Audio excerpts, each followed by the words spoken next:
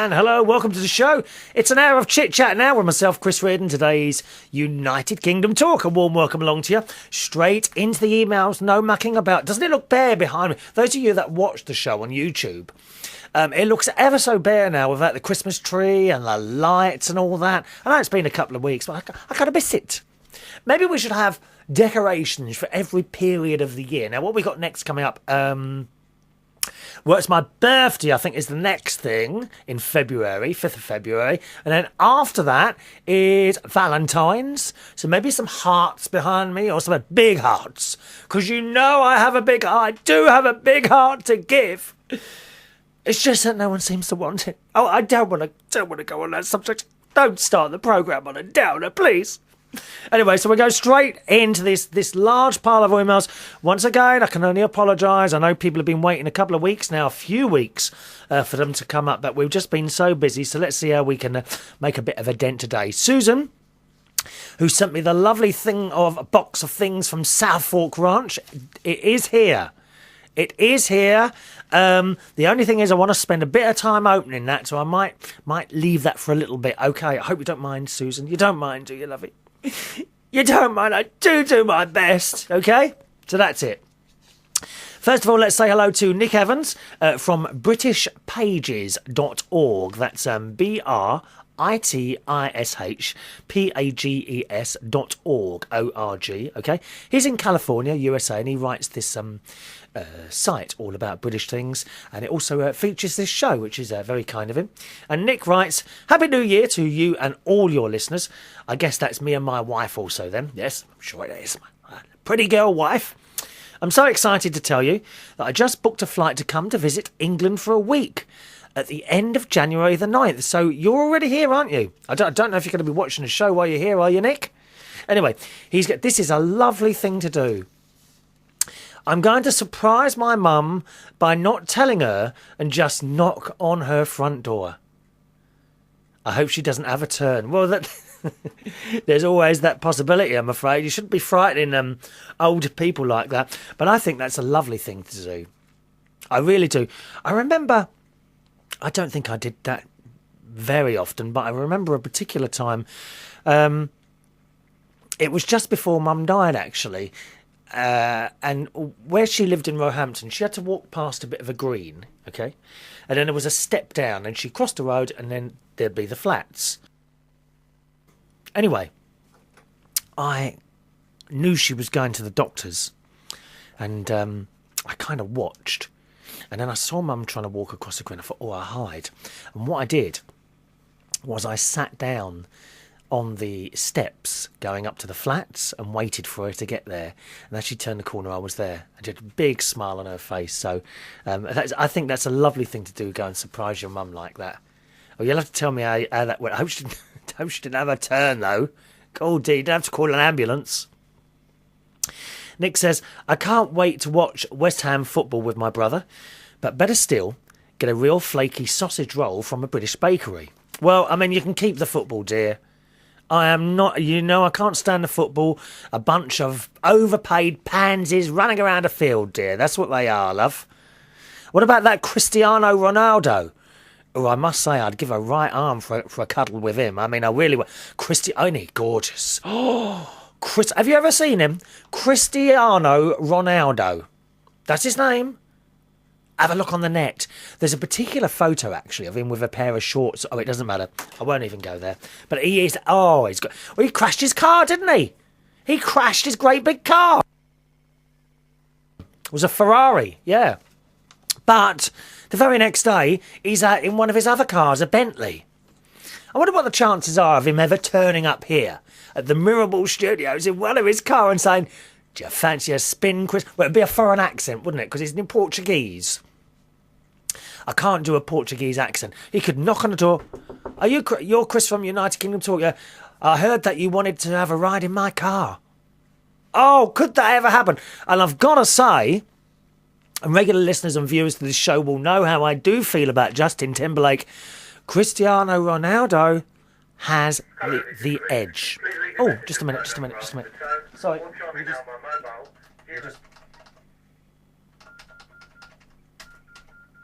Stop that there. Sorry.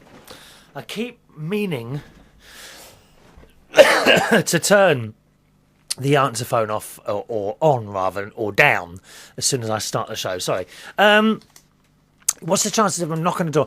Do you want to come for a ride? Oh, would that happen? And I have to say, I'm sorry, I've now moved from Justin Timberlake onto Cristiano Ronaldo. I have. There's often pictures of him laying on a beach with a girl or two. But I can, I can see myself laying on the beach somewhere with him. What do you reckon? Stranger things have happened in this life, dear. They really have. Nick says, you can't get sausage rolls here in California, and making them yourself just isn't the same. You're looking forward to a sausage roll. You see, the trouble is there's sausage rolls and there's sausage rolls. I have to say, if you can get to a Sainsbury's supermarket that does... some of them do pasties and bake their own bread and what have you. They're one of the nicest ones, the Sainsbury's sausage rolls that are in the bakery area. Okay, so we love a sausage roll. What is it about sausage rolls that are so nice, eh? I mean, I dread to think of what's actually in them, to be honest. Don't you know what I mean? But what is it that's actually in these things, I wonder? Perhaps it's best that we don't know. So I hope you might have had a sausage roll by now, have you? It's been a few days since you was here. He says, anyway, I hope the new year brings joy, love and more work. I'm not so sure about more work, actually. Keep an eye out for our online newspaper, due, because they're launching an online newspaper. And once again, his site is britishpages.org, if you want to have a look at that. Find out about all things British, okay? britishpages.org. Thank you, Nick. As for more work, well, it's funny, actually, you should say that. I did, I'll just put that in the bin there. I did get offered another Saturday job just yesterday, funnily enough, which I turned down because I already work Saturdays. Work-wise, I'd actually like to cut down a bit now. Not so much the radio stuff or the video stuff, but the DJing stuff. And indeed, I have already last weekend, the one in Brighton, I've mentioned to you before on the show many times. I do find it very, very tiring doing the Brighton one. So this week I wasn't feeling too clever on Friday, so I cancelled it, and I said, look, I'm not sure if I'm going to carry on doing this. I appreciate the work, and this is the thing, there's no problem there at all, no problem with staff, customers. It's okay, it's a nice little job, but it's 2 till 5 in the morning, and it's not only just the fact that it's 2 to 5 in the morning, it's a good 2 hours drive for me to get there from Hemel Hempstead. And another hour and 20 minutes drive once I've finished at 5 o'clock. So I'm not getting in till 6:30 in the morning. And I do appreciate the job very much. And I don't really want to stop doing it. But this week I did ring in and say, and I wasn't feeling too good. And I never ring in sick. I never ever ring in sick. But I did. And I explained the situation. And he says, okay, more important to look at your health first. So I might just let that one go now. I didn't need to just slow down a little bit. Thank you very much, Nick. Nice to hear from you, sir. And look who it is, Matty the Tasmanian Devil. How are you, sir? I'm sorry your emails are way, way behind at the moment, as I say. Matty says, Dear Chris, why do some countries have silly laws? Well, a lot of countries have laws that are silly, don't they? I mean, the silliest laws, in my opinion, are speeding offences. Because we can't go as fast as we want, but I suppose they're there for a reason. Cameras, speed cameras, I don't like all that business. Closed circuit television cameras all over the place. I do not like that. I don't like being watched. Which is funny, really, because I'm doing this programme. But no, I honestly don't like being watched where I'm walking all over the place. Politicians would say to you that if you're not doing anything wrong, you've got nothing to worry about. It's not the point. I don't want to be watched all the time. Simple as that. He says, why is it against the law for Americans or some citizens to travel to some places like, for example, Libya?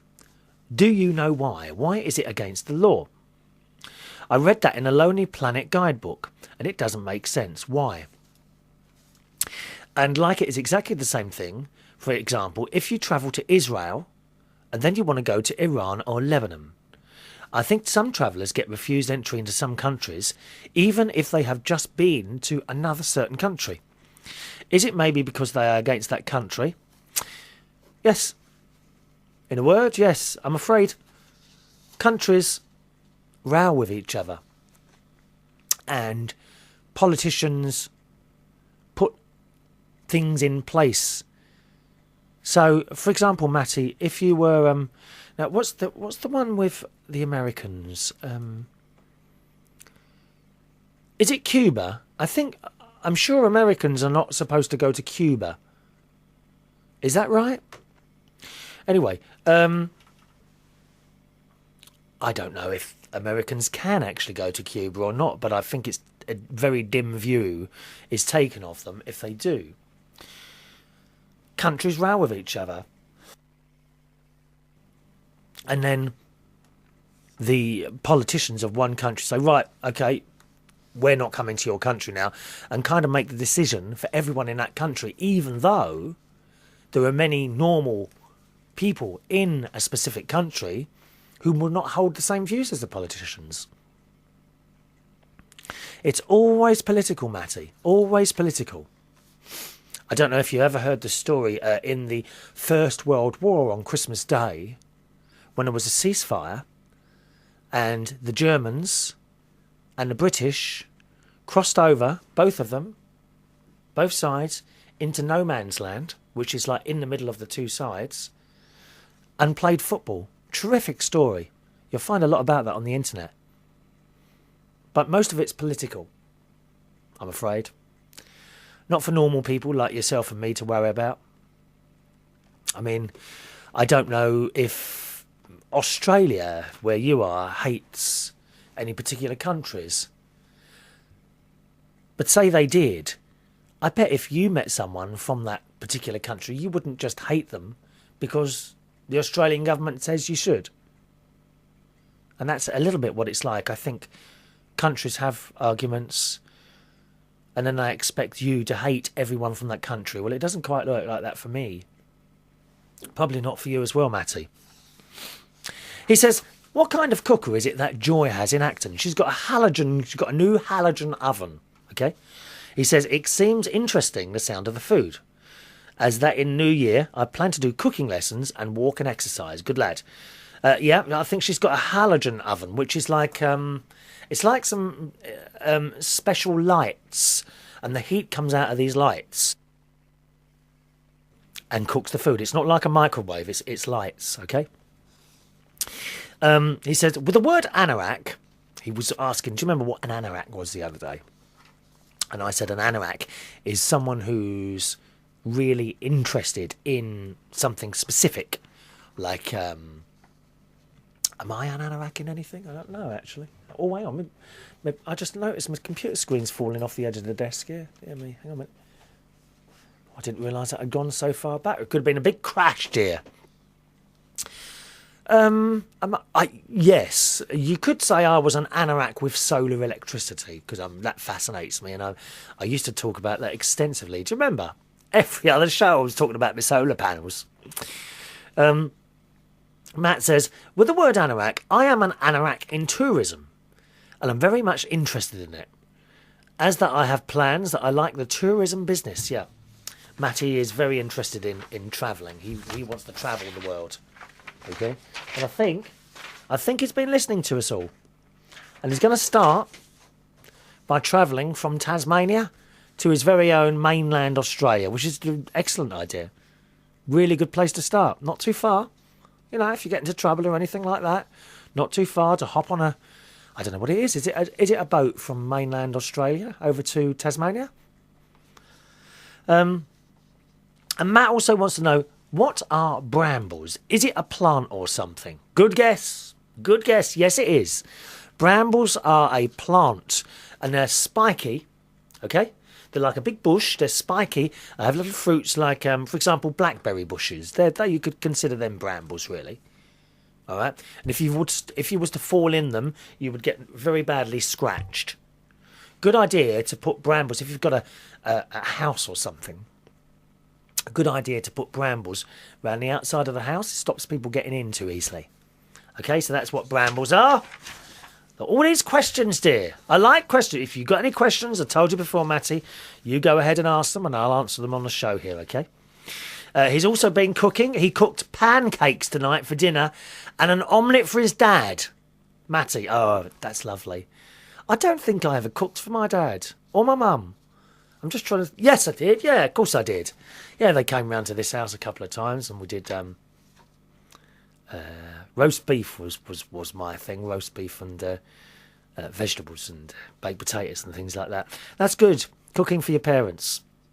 So you've done pancakes. The pancakes are quite nice, aren't they? Did you flip the pancake in the pan? Did you? I can't do that.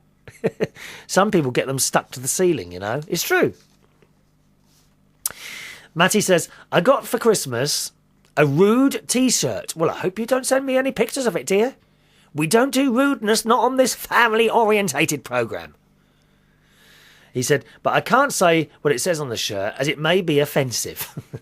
But will not wear it in public, only at home. You can blame my brother Simon, he says. Mum had an odd look on her face when my brother told her, well, you know grown-ups.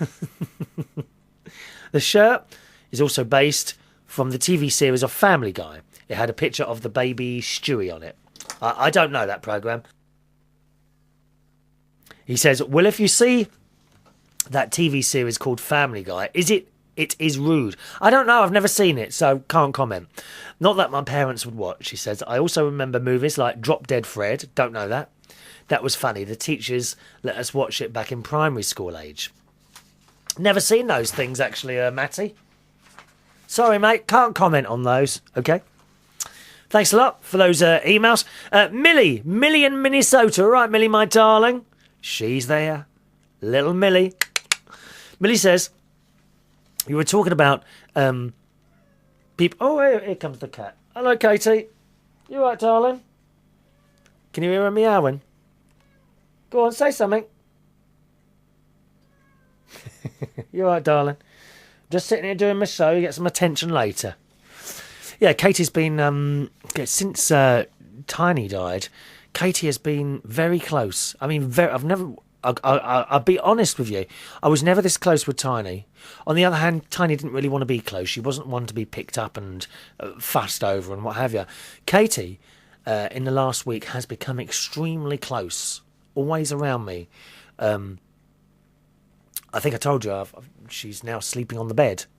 She comes up and sleeps with me, next to me on the bed, and which is all very nice. Yeah, on the subject of you calling people and them never calling back, Millie says, I too get fed up with always having to call people, but never receiving calls from those same people, and have done as you have, and eventually cut them off. Not only is it rude, but I actually find it quite hurtful as well. Yes, and so did I. So did I, Millie, and that's why I cut them off. The trouble is,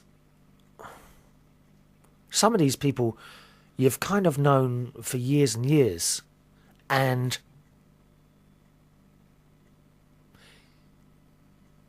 if something goes wrong in the future, you can't ring them. And that's something that sort of crossed my mind recently.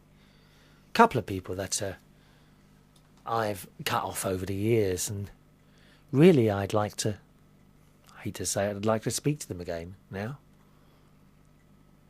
How was one approach that? Millie says, on another note, I know your birthday's coming up in a month and a bit. Less than a month now, yeah. I also know that you're not one for anything too extravagant or anything like that. It's true. But I would like to send you a little gift just the same. And I need some ideas as to what you would like. T-shirt, mugs, or something like that. Oh, I don't know, Millie. Nice homemade card would do. I don't know. Can you draw? I don't know what your talents are. We've all got different talents, haven't we? Do you think? I haven't found mine yet. But,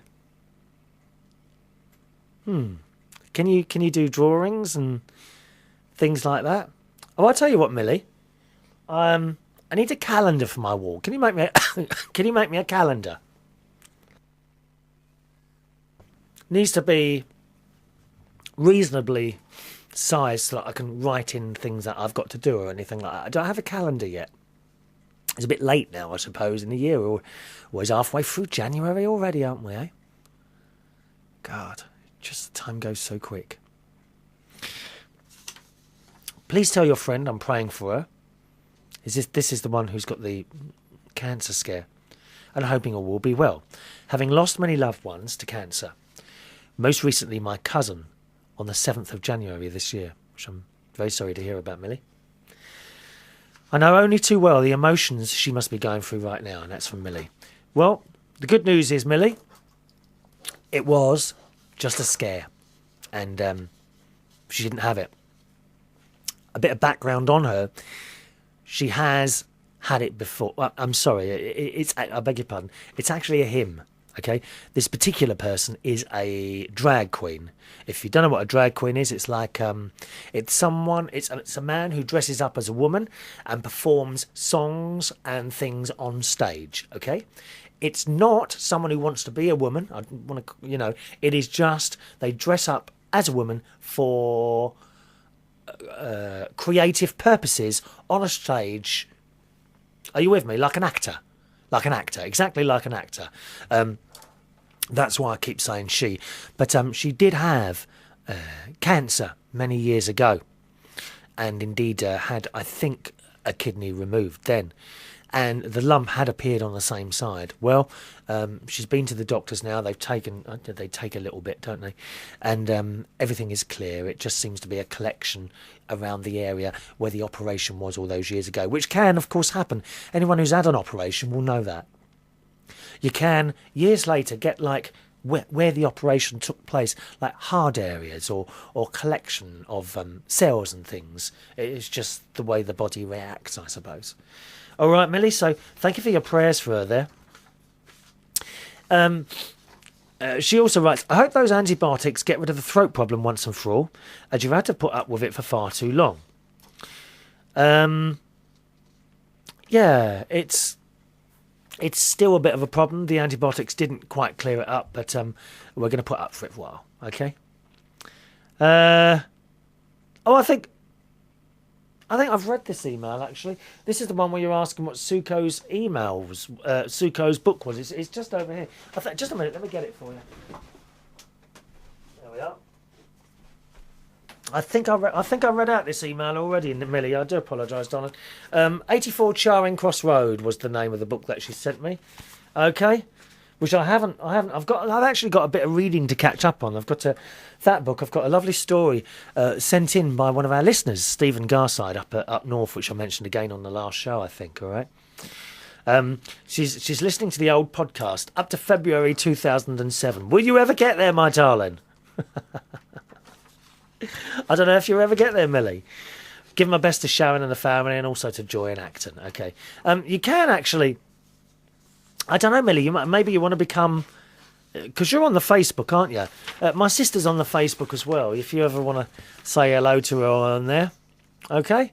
Just go through, have a look at my friends, and you'll probably there's quite a few friends of mine, isn't there? I don't know how you'd find her actually. Maybe I'll send you a link. I'll send you a direct link, should I? All right. Thank you, Billy. Right. And from Minnesota to Norway, Norvege. Hello, Norway. Norway calling. To our Chris, he says. It's from Leo. I take the liberty to call you our Chris, as I think I have a lot of listeners and viewers with me that can join me in the term hour. That's really nice. That's a really nice thing to say, Leo. To hear you 3 times a week, make us feel close to you, and also get to know something about your listeners and what they are engaged in. is very good to get a broader perspective of life in countries around on our earth. The thing is, we all have so much in common. Thoughts, hopes, and so on. One thing I don't understand, though, is that you can't find a person to share your life with. Maybe you have been living on your own for too long and have gotten too self-sufficient. I think that's probably a good outlook on part of my problem, actually, Leo, to be honest. He says, don't know if that's the right word, as I'm not that good at mastering your language. Gotten too self-sufficient, maybe too selfish. Maybe I'm selfish, my house, my things. Do you know what I mean? You could be right. When we get older, we tend to set our goals higher, and that applies in the field of finding a suitable partner. Too choosy, one might say. Too choosy, eh? Oh, I don't know. I don't think I'm so choosy anymore. Guess a lot of guys you meet are good looking and charming, but then what? There's always something wrong with them. Aha! Excuse me for a little laugh. You're right. I think over years, everything starts fine, and then you start finding little faults, don't you? And I'm always so quick to try and move on. No, it must be something better than this. And I think there becomes an age where you can't do that anymore. I think that's possible. He says, maybe you will consider this and maybe not set the goals so high this year. I think you're right there, mate. The main thing is to be satisfied with what you have. And also the life you live. What do I stand to lose if another person moved in with me? I guess you've turned all this over in your mind several times, but here you had it in writing from me. Thank you, Leo. You know you can always write whatever you want to me. Okay? He says, then on to something completely different. Oh, you're starting to sound like Monty Python there. Did you ever see any of the Monty Python shows that were made in the 1970s? You'd probably find a few of them on the YouTube site or stuff like that. Very, very funny. Monty Python. He says, now the days have started to grow longer yet again up here in the Northern Hemisphere. Yeah, and thank God for that. Oh my God, I got so cold. It's really been cold here in the UK in the last few weeks. There have been days where my heating has been on practically the whole day and the whole night. Seriously, it really has been that cold. Frost on the ground. Oh, I hate the cold weather. I really do. He says, as I'm a gardener, sowing seeds from the middle of January is what I've always done. Maybe I can be your garden advisor this year. If you or the listeners have questions on anything in that field, I can be of help. There you go. Even though we live in different climate zones, I guess we could find an answer to most questions. So if you've got any gardening questions, Leo is the man, okay? Leo is the man for your gardening questions. Send them in. Let's take on BBC Radio 4's Gardener's Question Time. Yes! Have you ever heard that? It's quite funny, actually. Programme on the BBC, Gardener's Question Time. You can probably download the podcast somewhere. But the first time I heard, I'm not a regular listener, I've only heard it a couple of times. I thought, oh, this is going to be an awful, stuffy BBC programme and it's going to be boring. Not at all. They are actually quite funny with some of the things they come out with. Leo says, now is the time to order seeds for flowers and vegetables, to have them handy when the right time arrives. I've placed my order and are expecting them to arrive in a week or two. A lot of different flowers are very easy to sow and grow. Just follow the instructions that is there on the back of the bag very carefully, and a lot of light after germination, and there you go. A lot of money to be saved there too, Chris. Also, you get another feeling for things that you have grown from seed. Oh, yes, sir, I know. I mean, I have done it before. I used to grow enormous amounts of tomato plants. I was about 16 years old. I mentioned at the beginning of the show there, we had a flat in Roehampton, and it had a long balcony.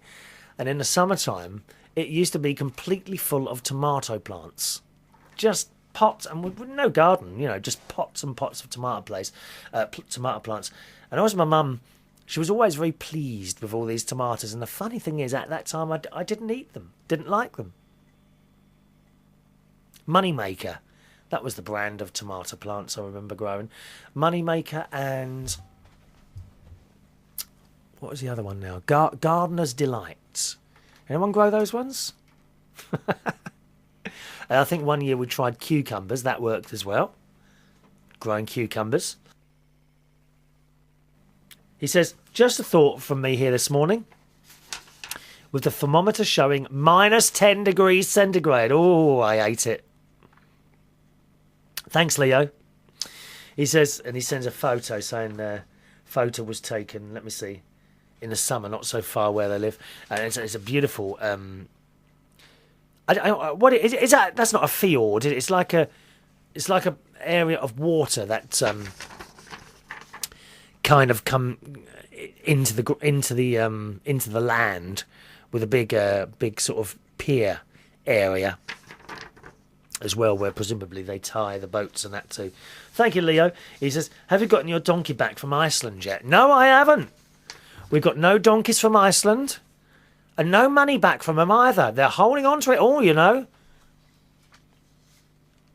Terrible. It's that Robert. He's the instigator of all this, dear. Let's say hi to a new person, Gerard, in New York, USA. Hello, Gerard. He says, Chris, could you share with me... He actually wrote this again a few weeks ago. Could you share with me what equipment and software you use to produce your show, like your microphone and camera? Okay, well, the video camera is just a high-quality webcam. It's nothing special. It's not a Panasonic, Sony, or any proper video camera. It is actually a high-quality webcam, a Microsoft VX7000. It's like a long one, okay? And from that, I got good quality pictures. The microphone, here in front of me, okay, is a Bayringer. Now, how do you spell that? I'm not sure how you spell Bayringer. Has it got it written on here? No. I'm sure you know the manufacturer. Bayringer B2 Pro. Okay? That's a microphone. A Bayringer B2 Pro. And the software I used to record the show with the audio part of remember, I'm actually kind of making two shows, a video show and an audio show. Now, the audio show, if you're a listener to the show, you listen to the podcast, you listen to it on radio or on satellite, then you're listening to the audio show. That I record using a piece of software called Cool Edit Pro. Now, I've had it for years and years, this software. Now, it's been replaced by Adobe Audition. Okay? Adobe Audition is the software that I would be recording it. The video side of things is recorded with a piece of software that came with the Microsoft webcam. Now, I think it's called Microsoft Lifecam. Okay, Microsoft Lifecam is the software that I record the video side of things. All right, so I hope that helps, Gerard. I gather you might be wanting to do your own podcasts. Incidentally, if you are interested in doing podcasts similar to the one you're watching or listening now, then I'm doing something brand new. Now, I can't actually talk about it on the main part of this show because this show is carried by various different little radio stations, and it's not the done thing to advertise another radio station on a station that you're on, okay? So I can't tell you. However, podcast listeners, hang around till the very end of the show, okay? And then after I've said goodbye to everyone, stay there. This is only for podcast listeners. Okay, and also those of you I think it's just going to be that. Let me think. No, we can't do it on the video either because some stations carry that on their page as well. This will only be for podcast listeners. At the end of the show, when you think it's come to the end, do not switch off because there will be another little bit just on another minute or so right at the end of the show, and I'll tell you what all that's about, okay?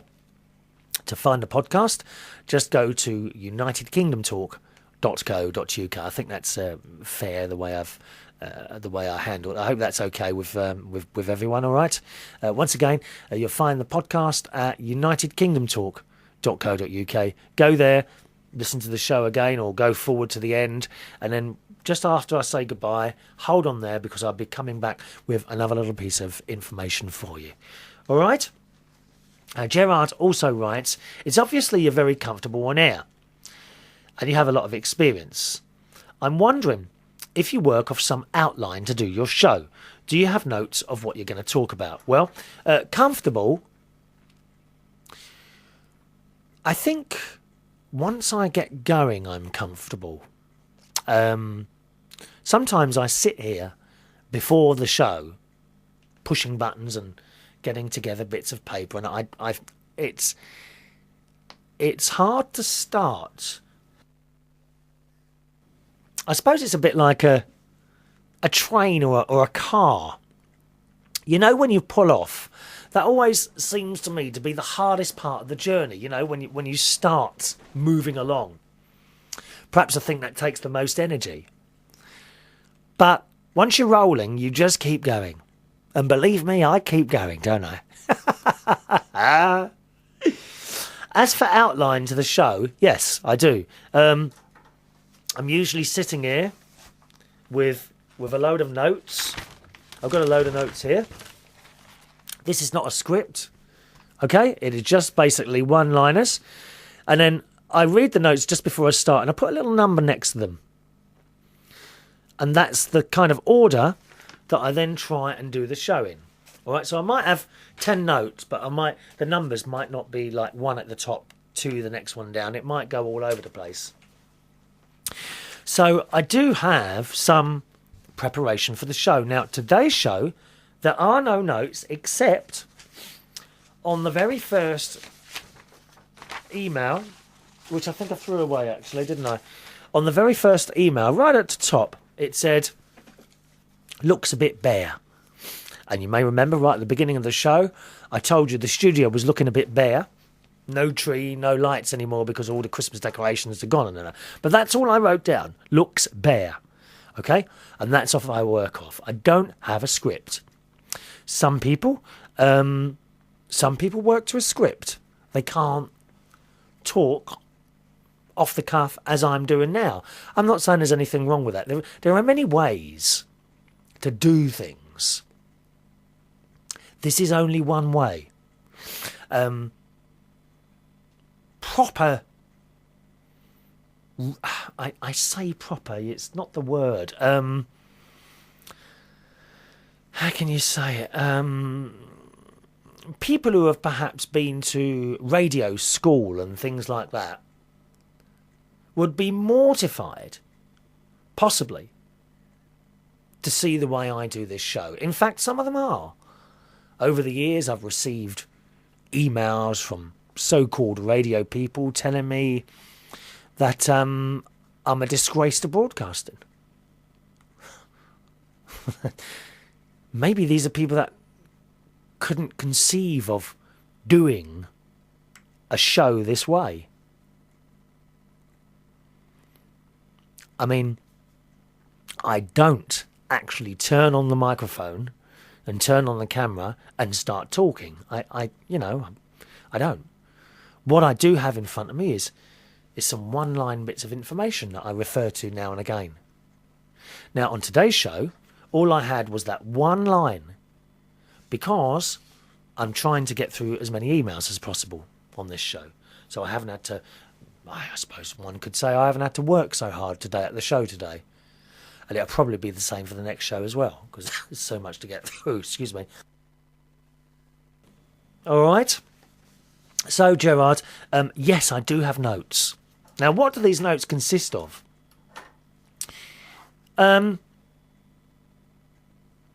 things that I've been doing, really. It's a good idea to have a little notebook with you all the time, maybe one in the car or one on a living room, one in the kitchen, wherever, or one in your pocket all the time. And when you do something and you think, oh, I'll talk about that, write it down. Because if you don't write it down, unless you've got super duper memory, it'll go. It'll go straight from your head. You've got to write it down. There's been many, many times where and I still do it now, many, many times where I've been doing something, I thought, oh, I must write that down. And then I don't write it down and it's forgotten. Okay, so watch out for that.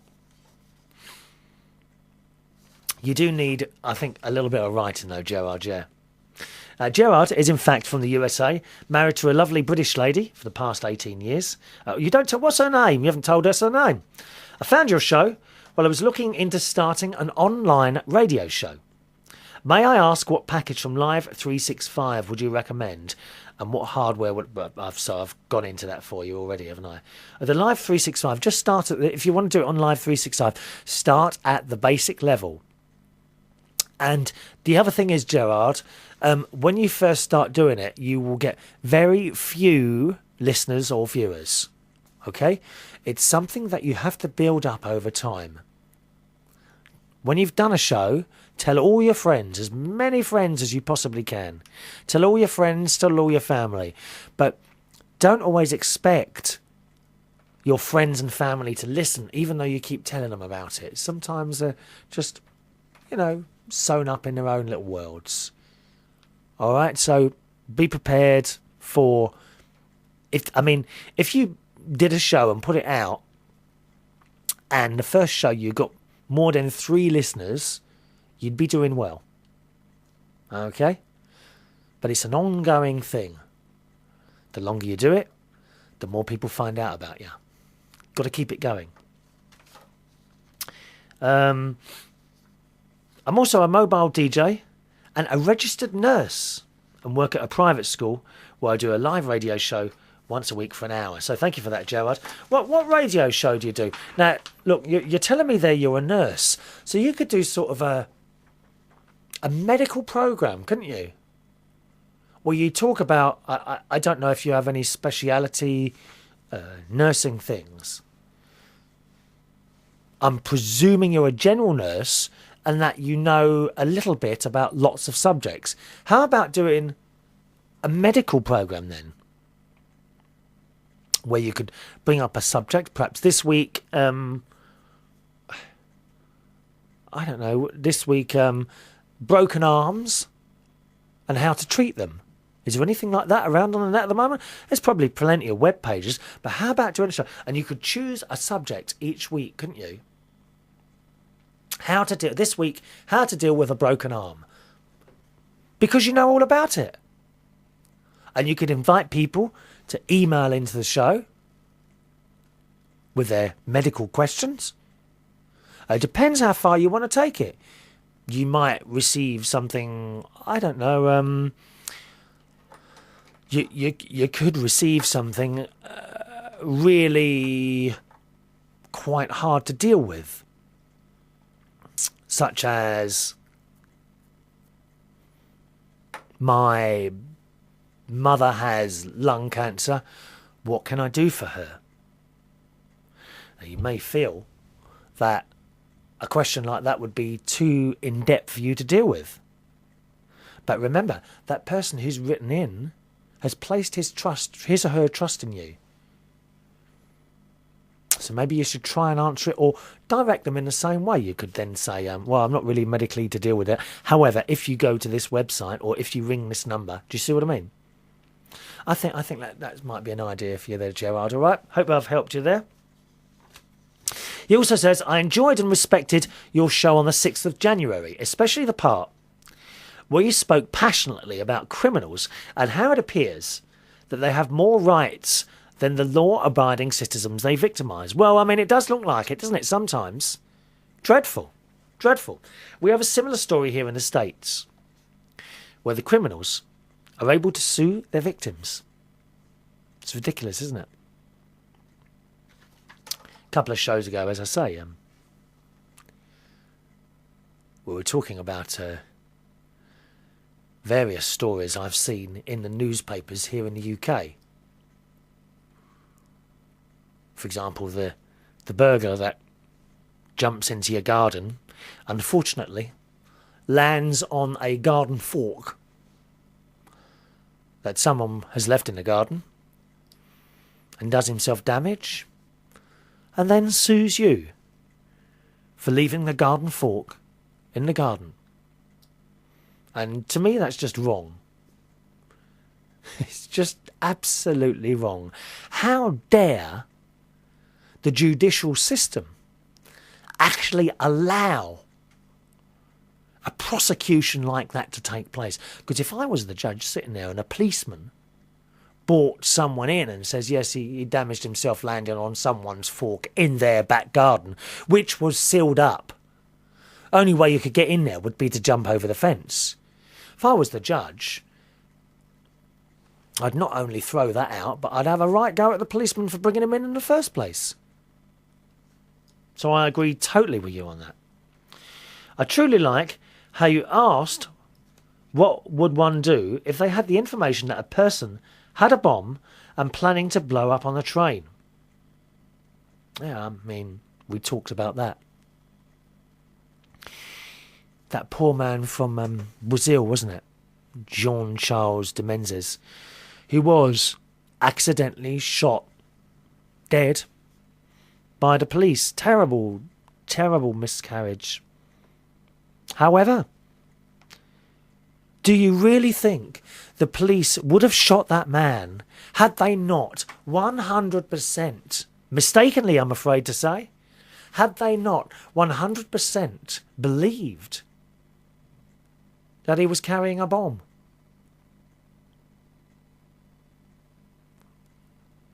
What would you have done? Would you have waited to talk to him? And what do you say? Hello, have you got a bomb? Because if you did that, and he did, I think he'd just let it go, wouldn't he? It'd just go bang. And loads of people would have died on that train. As it turns out, there was no bomb. So a man died for nothing. But there must have been some reason that the police believed he was carrying that bomb. Do you not think? Come on, the police don't shoot people here in the UK willy-nilly for no reason. It's a terrible, terrible thing that that boy was shot. But it wasn't done, oh, let's go and shoot someone. Wasn't like that at all. They really believed he had a bomb. What would you have done? Goes on to say, Gerard goes on to say, there are way too many people, media persons, playing Monday morning quarterback and how the police acted too aggressively. Oh, I've got no time for a lot of the press, I'll tell you that now, Gerard. They just seem... I mean, I'm sure I remember the press reporting news at one point. Isn't it? Now, they just seem to look for people making mistakes all the time and blow it out of all proportion. Really do. Oh, there was another thing in the paper this week. We've got this celebrity Big Brother thing at the moment, which I don't watch. I can't bear that programme, Big Brother. They have a black rapper on there called Coolio. And he used a word to describe other black people. Now, remember, he is black. He is a black rapper. Very, very popular, very musical person. And he used a certain term to describe other black people. Now, this is a term that I would never use. Never used to describe black people. However, he did. If you listen to the rap songs, the word is used time and time again. I'm sure you know it. It begins with N. He used the word on the show.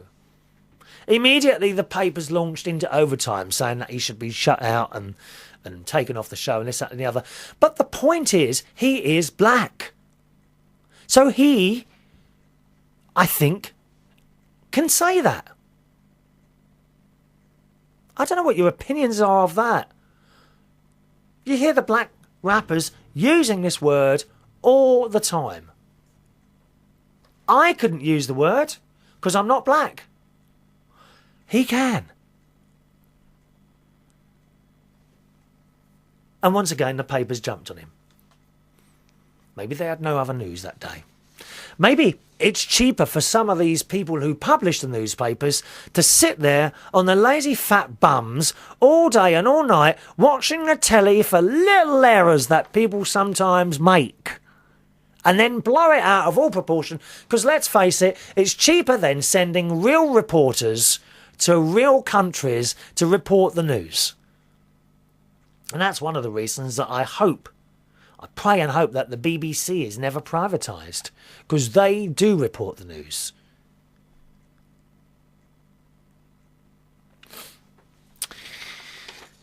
Gerard says, it is very unfortunate that the man was shot, but accidents happen. As in many situations, you have a limited amount of information and you have to make a life and death decision. In retrospect, having the whole story information things would most likely turn out differently. By the way, I'm a very proud retired New York City police officer. I didn't know that, you see. As well as coming from 3 generations of NYPD members. My cousin is still on the job working as a detective in the Bronx. What a rough area there, isn't it, eh? Well, I just wanted to say I appreciate your take on the topic from Gerard. Thank you, Gerard. Thank you very much for your emails there, sir, okay? Hello to Lisa, sweet tea for you, who we heard from a couple of weeks ago. She's not having a good time, or she didn't last year. 2008 was my worst year yet. I lost my dear mum and best friend. My Christmas was not merry this year. There's a lot of us been there, Lisa. A lot of us. It's something that losing your parent is not something I think you can ever get over. You simply have to learn to live with it. The worst times I find, Lisa, are Christmas and birthdays. Their birthdays and yours. Because you won't get a card. It's as simple as that. She says, I'm trying to be hopeful about the year ahead. After spending a pleasant New Year's Eve holiday at a family friend's house, I'm in a bit better mood than I have been. I hope your year is blessed. Sorry about your losses as well. May we both have many gains in 2009, everything but weight gain. Oh, we don't want any of that, Lisa. We really don't want any weight gain, do we, my love? She also writes, I'm sorry about your mum and your cat, Chris. Yes, losing one's parent is the worst. It's been a few years ago now. I doubt that I will ever fully recover from the shock. I just hope in time I will learn to feel better about life in general again. My Mamie Kitty, okay, is pretty up there in years too. She turned sweet 16 just last November, in fact. So far, she's still acting a character, so hopefully she's far off from her time to go to kitty heaven. I hope your kitty gets better. Well, no, she didn't get better, I'm afraid. She's gone now. I still have the other one, though. The other one become very close to me. Thanks, Lisa. All right, she's in the USA. Does she say where? Don't say where. Whereabouts in the USA are you, my darling? Hi to Joe from AmericanTalkUSA.com. I'm sorry about Tiny, your cat, my friend. Love from the family, Joe. Thank you, Joe. That's all it needs. A little line like that is much appreciated. Lots of emails coming in about the cat, Tiny. Thank you so much for all of those. It's really nice of you. Okay, Thomas. Thomas writes this one via Facebook. Hello, Thomas. Can I say your surname? Let's see. Yeah, Thomas Campbell. Hello, sir. Greetings, Chris. Just wanted to drop your line and say hello. Just recently discovered United Kingdom Talk and enjoy it immensely. Hope you're well and having a great 2009. And that's from Thomas Campbell. Hello, Thomas. Yeah, like I say, Thomas, at the beginning of the show, I'm re-evaluating what I do at the moment. There are a few things that I'd like to spend a bit more time on. Doing this sort of thing is one of them. There are a couple of things that I don't really want to do anymore. And I think there's a couple of things that I do unnecessarily. So I'm looking to make some changes this year, quite soon, really. I think I've already made one, like I said to you, with the little Brighton job, which it was okay. It was okay, but I didn't really get anything out of it, other than the wages, you know. But money to me isn't so important now. It's not really. Okay, so looking to make a few changes myself there. And, we're nearly out of time. Finally, hi to Suko, who says, please don't tell James or anyone. Just between you and me, you were the best thing in the pantomime. Thank you, I agree, Suko. And don't worry, I won't tell a soul. We're not going to play the panto because I wasn't too happy about the quality of the sound. James says, can you apologise for saying that? No, not at all. James, thank you very much for your couple of phone calls last week. They meant the world to me. Anyway, time to go, boys and girls. Chris at unitedkingdomtalk.co.uk is the email address. Hang around if you're listening to the podcast. If not, I'll see you on the next show. Myself, Chris Reardon. Thanks for listening. Bye-bye.